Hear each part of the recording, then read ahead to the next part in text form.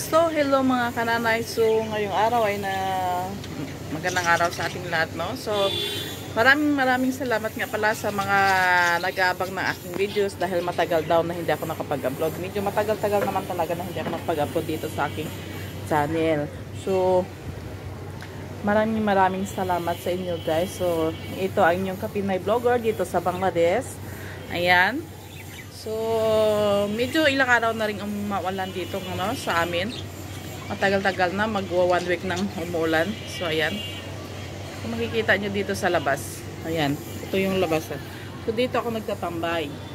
Dito ako nagtatambay tuwing hapon. Ayan. Mahangin sa labas. Masarap tumambay dito. Tapos, manood ng mga taong dumadaan dyan sa labas. So, ayan. Kung makikita nyo. So, ito nga pala yung aking mga pananim, guys, dito habang nagtatambay ako. Yan, masasaya na akong manood ng mga aking mga tanim mo, diba? So, ayan o. Mapataas, mapababa. Ayan. Puno yung aking balkoni ng mga pananim. Ayan, balilibangan ko na lang yan, guys. Kasi kami dito, halos hindi naman kami makalabas araw-araw. No? Kagaya sa Pilipinas na malapit sa mga mall o di kaya sa may kapitbahay ka makausap dito. Siyempre, wala kang makausap kasi Pilipina ka. Hirap naman intindihin ang language nila, diba? Hirap yung language nila intindihin. Kaya, mas gugustuhin kong mag-stay na lang sa bahay tapos magmukmuk, manood ng TV, magtambay dito sa labas, kaysa naman na lumabas at makipagchismisan sa kanila. Ayan. So, sila kasi mahilig din sa mga marites, no? Mahilig din marites sa mga lahi na ito.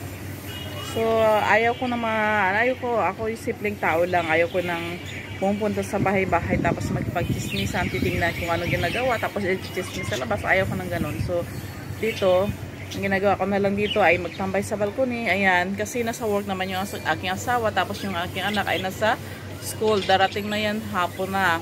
So, ako lang mag-isa lagi dito sa bahay. Magluto, maglinis ng bahay. Pagkatapos, ayan, siyempre, manood ng TV. Yan lang ang aming trabaho araw-araw. Ayan, no?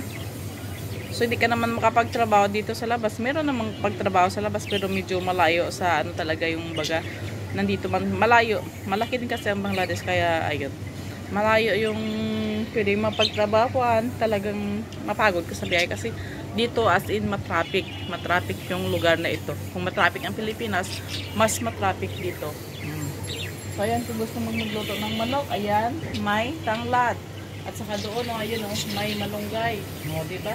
Papaya at manok na lang ang kulang. O, diba? So, sa mga nag-aabang nga pala sa aking mga video, guys, maraming salamat. Ayan, may nagtatawang sabi niya, Lods, ang tagal mo naman hindi nakapag-upload ng video. Ano bang nangyari sa'yo? Okay lang ako, mga Lods. Ayan, maraming salamat sa inyong pangamusta sa akin. So, medyo active na tayo dito ng konti. Medyo na kasi, ayan. So, maraming salamat, guys. See you in my next video.